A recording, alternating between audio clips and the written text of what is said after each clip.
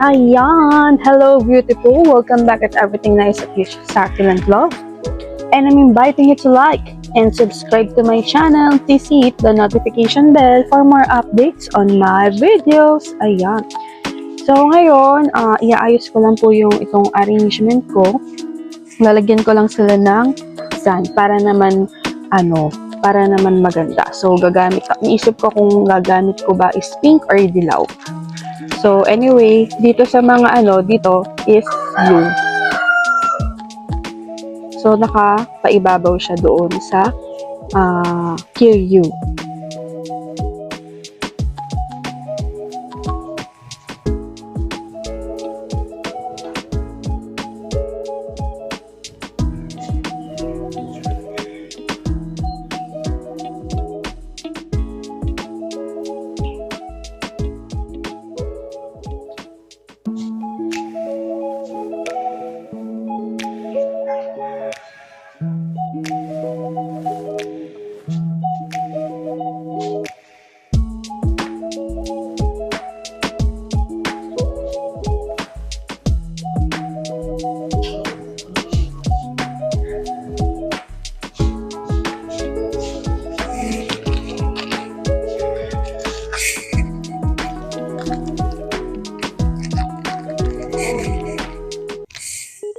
Tapos dito, ayan, yellow.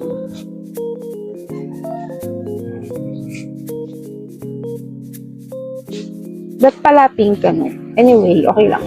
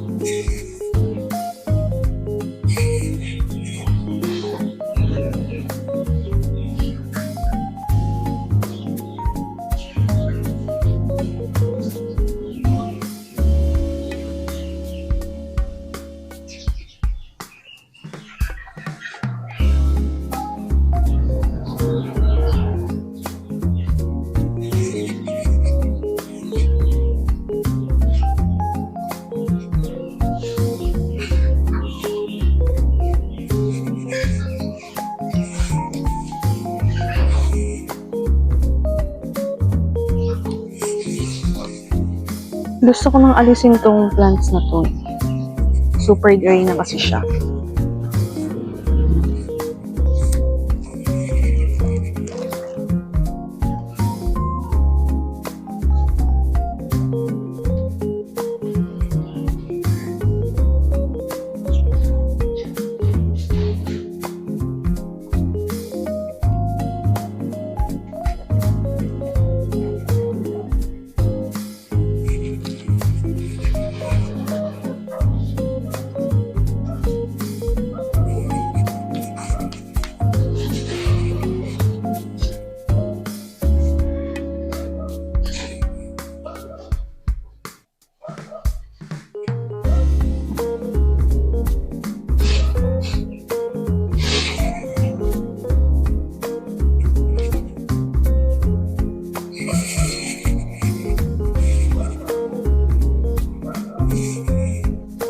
Tapos, itong mga na to, itong mga gym na dito is well-rooted na sila. Kaya nagtataka ko kahapon. Yung mga aqua soil, hindi pa sila well-rooted. Itong ginamitan ko ng mga Kiryu talaga is well-rooted na sila. Talagang di mo na sila maalis sa nila. Talagang kapit na sila. Ayan. Bilis nilang kumapit, di ba? Pagka Kiryu talaga. Hindi talaga ako magre-recommend sa inyo ng hindi talaga maganda, tsaka hindi ko talaga na-experience yung sabi-sabi lang ganun. So ako, i-recommend ko kung ano yung maganda sa experience ko.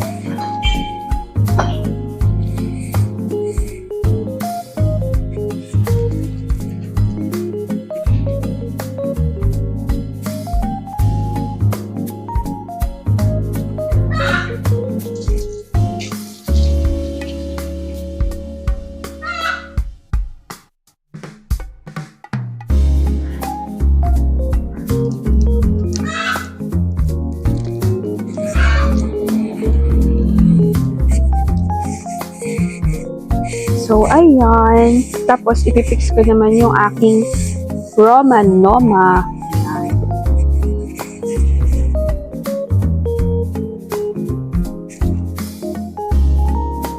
Ayan. So, ito tubig. Ito yung lupa or sand. Ayan. Ayusin ko lang. Pero parang naayos ko na yata. Yun, hindi pa.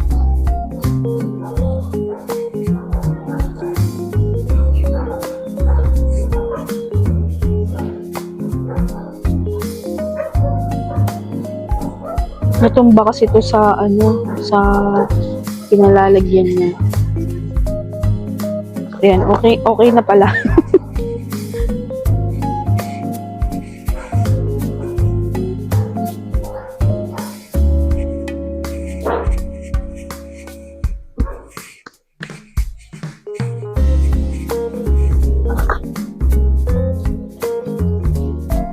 Ayan, so okay na pala siya.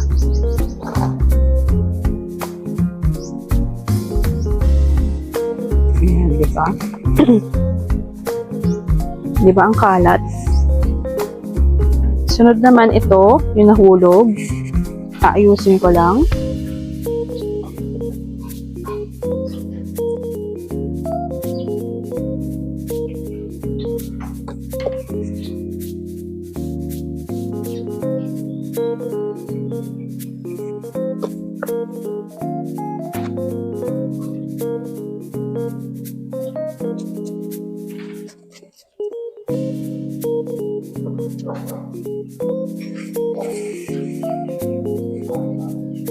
So, sana wag na siya mahulog.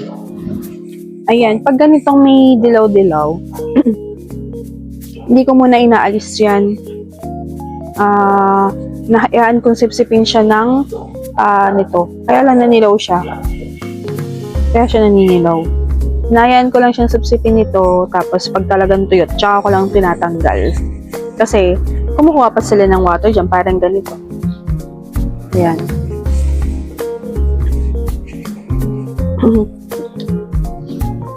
Tapos, ito yung binabrush ko kahapon. Ayan, okay na siya. So, kung wala kayong time bumili din ng ng tawag dito, ng wash out, ayun. Kahit yung Joy lang. Tapos, may nakikita ako na ano ba itong mga to?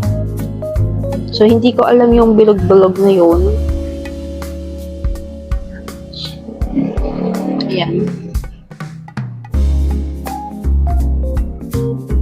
So, ayan, update na lang ulit.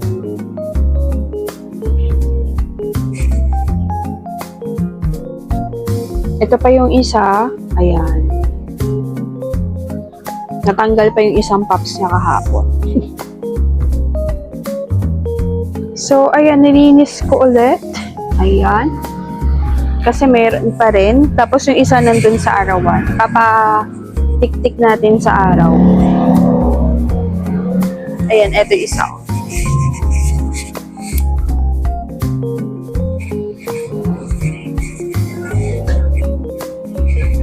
Ayan. So, ito, plano ko na ilagay dito sa arrangement. Yun nga lang, is hindi pa siya tuyo. Tsaka, ayun, normally, medyo manlalambot sila kasi, yun nga, binrush natin, tsaka nakababad sa tubig. So, mas maganda pa rin gamitin yung toothbrush. Yun nga lang, ingat din sa paggamit pag toothbrush kasi baka matanggal yung kanilang skin or magkaroon ng scar. So, yung ginamit ko kasi is brush pero meron pa rin konti. Ayan. So, ayan. Okay na si Romanoma. Wala na yung mga dito, mga scales using the dishwashing liquid and alcohol plus warm water. Tapos, ito yung problema sa grafted. Medyo sa bigat ng ulo niya, nabali yung kanyang dito, ayan, may bali na siya. So, nilagyan ko pa ng bato. So, keep your grafted hydrated, kagaya nito. Ito kasi, pipis na siya. Ayan, ito, makapal pa. Diba? So, this is pink diamond. Ayan. So, nakuhanan ko na ng mga pups yan. Yun nga lang, hindi ako nag-succeed sa pagpapaugat ng mga pups. Ganun. Tapos, ayan, ito, nag-iba na din yung kulay nila. So, dati, ang nangyari dito, nung pagkatanim ko, tapos nalagay ko na sa arawan, medyo nagkulubot sila. So, ang ginagawa ko lang, every 2 days water. Pero make sure na pag nag-water kayo is yung sapat lang. Kasi kung ganitong kalaking pot, malulunod yung gem nyo. So, tinutubigan ko lang sila sa around dun sa kanila. Since naka-curiosana sila, that's enough na para mag-ugat sila. Kasi it can hold water talaga. So, kapag moist yung curiosana, syempre, it promotes root growth na din. So, root. Tapos, ayun, hanggang sa kapit na nga sila dun sa ugat nila. Kasi, ayan, kapit na sila. Ayan, kapit na kapit. Ayan. Parang, charot. Ayan. So, ito yung, naayos ko na din. Sino na nga to? Si Donkey's Tail at saka si Burro's Tail or Burrito. Ayan. So, yun lang. See you again tomorrow at 7 p.m. for another update.